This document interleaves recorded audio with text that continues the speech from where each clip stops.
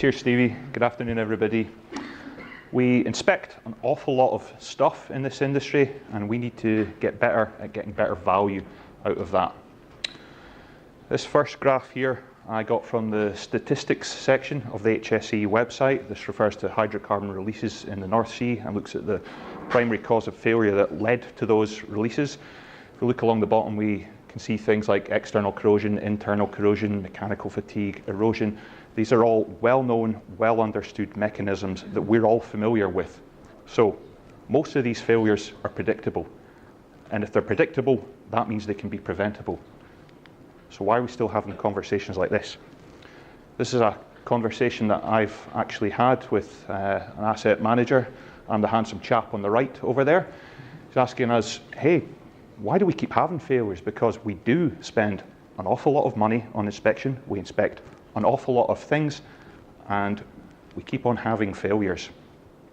We employ an awful lot of clever people in an awful lot of different disciplines, and yet this keeps on happening.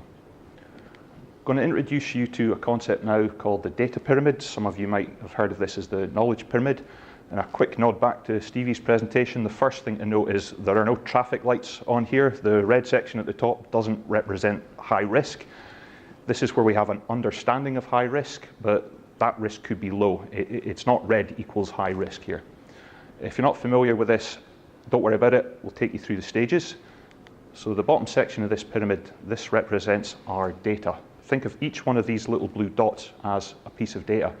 Now we can have inspection data, we can have design data, we can have operational data. But data on its own doesn't really mean very much. We have to put that data into context to get value out of it. So let's look at an example, a bunch of UT readings. We've taken over a series of months. They're pieces of inspection data. We've got the data of our nominal wall thickness. It's only when we start to join these dots together and it leads to information that we start to get value out of this. We can look at material, sand content of the line, the flow rate, and when we join these data dots together, that'll give us the information, hey, maybe there's a susceptibility to erosion here. It's not just at the data level that we need to get joining these dots right. It's at the information level again. So just taking this same scenario on to the next stage, well, we've got some information here. Our new wells were brought online 6 months ago. Okay, that's where the sand is coming from. We knew from the wall thickness trending what we were seeing here. We know the location of the bends, and then we get to knowledge. Okay, so we know we've got an erosion problem. We know where our main threat areas are. Now, knowledge is good. We can do useful things with this knowledge, but the next step's perhaps the most important step, translating that knowledge into the asset understanding. The guys who pull the purse strings, they need to understand what's going on. They're the guys who are able to direct the money and the resources to the right places in order to do something about this. Quite a good example actually from Ijaz's presentation earlier on. So there was some discussion in the room and we said, well, I think there was people that actually knew what was going on here, but yet the failure still occurred. So the leap between knowing something and understanding, being able to do something about it, was a barrier they weren't able to overcome. I'm going to look at a real-world example of this now. So a 2-inch process gas line. This is insulated. The insulation gets removed. We do some inspection on this, and we gather a bunch of inspection data. Let's plug this inspection data into our pyramid and see what that looks like. Our design data here, operational data, inspection data. Let's start to join some of those dots together. And at our information level, well, we didn't have any wall thickness readings that were below nominal there. That's looking at from one side of this pyramid. Okay, we're operating within our design limits. And our process guys are saying, well, we need this insulation for heat conservation. As we start to join these information dots together, we move into the knowledge section, and we know that it's currently fit for service, and we know the insulation's got to go back on.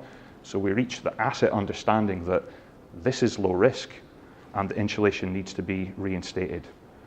Now, some guys with inspection background in here, so hopefully you'll keenly observe that we've got a piece of data down the bottom there that hasn't been connected properly. That's this piece of data here. This tells us that actually we already had corrosion under insulation happening here. But what we did in this scenario was we put the insulation back on. This is what that line looked like 7 years later. Go back, remove the insulation, and notice some significant corrosion scabbing there. Radiography gets performed, and we see that we've got heavy wall loss. We've now got a remaining wall thickness of 1.1 millimeters. MAWT from a B31.3 calculation in this case is 1.8. Worth noting at this point that this wasn't from a regularly scheduled inspection. So this is more by luck than design that we've actually caught this before we've had a hydrocarbon failure. If you can kind of make out the difference between the red and the black dots there, we can see that there's a path being missed. We haven't managed to bring all the useful data and information together, and we've ended up with a different asset understanding of the risk in this case. We're pretty good as a bunch of engineers at doing this. Engineers typically focus on their own area of expertise. The inspection guys might have been looking at the inspection data there and saying, yeah, these readings are all good, everything's above nominal, no problems here.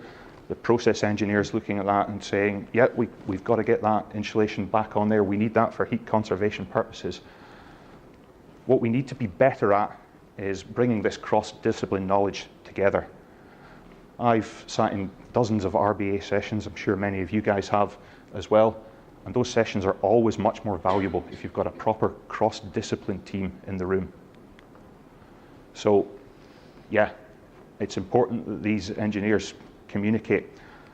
We also need to be better at recognizing these behaviors and rewarding them. You want this to become standard practice. So another area I'd like to touch on is how do we make sure that we're looking at the right pieces of data in the first place. So I'm going to take a scenario, we're going to call this Platform A. Platform A inspects thousands of things every year. Several thousand inspection reports get generated. We do dozens of inspection monitors every single month, whether the results change from month to month or not. What we end up with on Platform A is an 18-month backlog of inspection reports for review. Are there any hidden gems that had to be looked at before that 18-month time period elapsed? When we do get round to reviewing these inspection reports, we generate some work orders for corrective action, often based on weak anomaly criteria. Incorrect risk rankings are applied to these. We end up with a situation where we've got hundreds and hundreds of corrective work orders in our maintenance management system, tens of thousands of hours to execute this. And this is what we have. We have critical stuff that gets masked by the sheer volume of things that are going on here. We'll look at a real-world example of where this can occur. So, inspection on some heating medium pipework. The picture here is a close-up of 3-inch heating medium line. This is a section of personnel guard. And this is what we see on the inspection report. A comment that says possible can't be corrosion at that test point 11. We tie back to Stevie's conversation earlier on. Nobody's challenged this. Nobody's asked, what does that mean? Let's go and take a closer look. The way that this was dealt with in this particular incident was this anomaly was included in a work order that was raised to perform fabric maintenance on the entire heating medium system.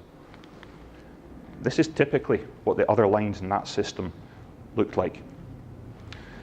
Not really too much of a surprise then that when the risk ranking process was undertaken, that was given the second lowest risk ranking on the risk matrix.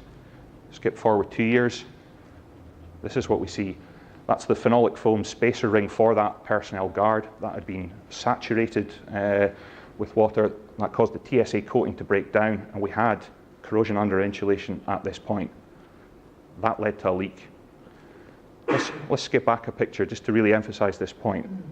That corrosion on the left was assessed in the same way, given the same ranking as that piece on the right. What you had here was a large volume of data and information feeding into that fabric maintenance work order.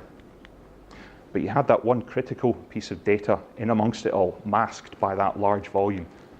That led us down a different path. You had a different understanding of the risk at the end of that. So certainly I see that this can be a big problem, the volume of data. But the data that we look at also needs to be of a high quality as well. So what do we do about that? Well, I think the answer is starting with your high quality integrity management cycle.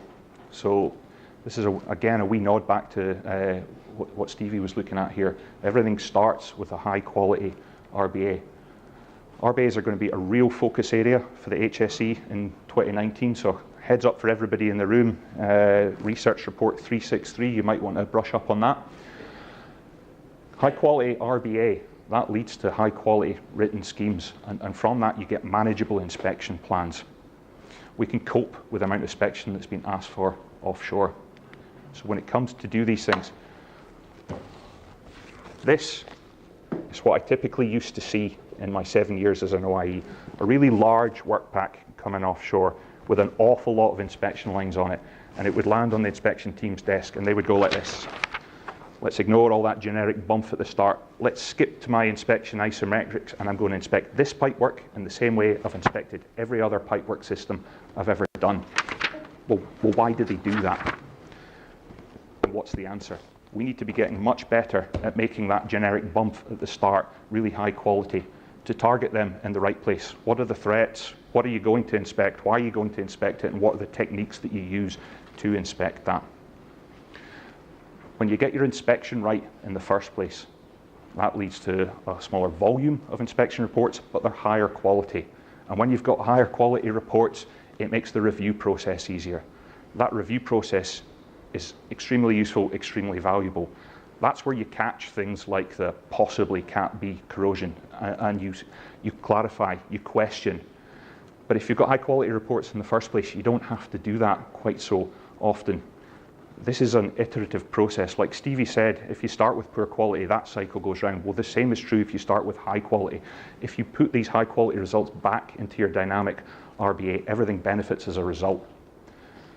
So when we're doing our reviews and we find some anomalies, what do we do then? Well, starting off with a robust set of anomaly criteria offshore is the great starting point for this. Then when it comes to prioritization, another area where using proper cross-discipline knowledge starts to add real value.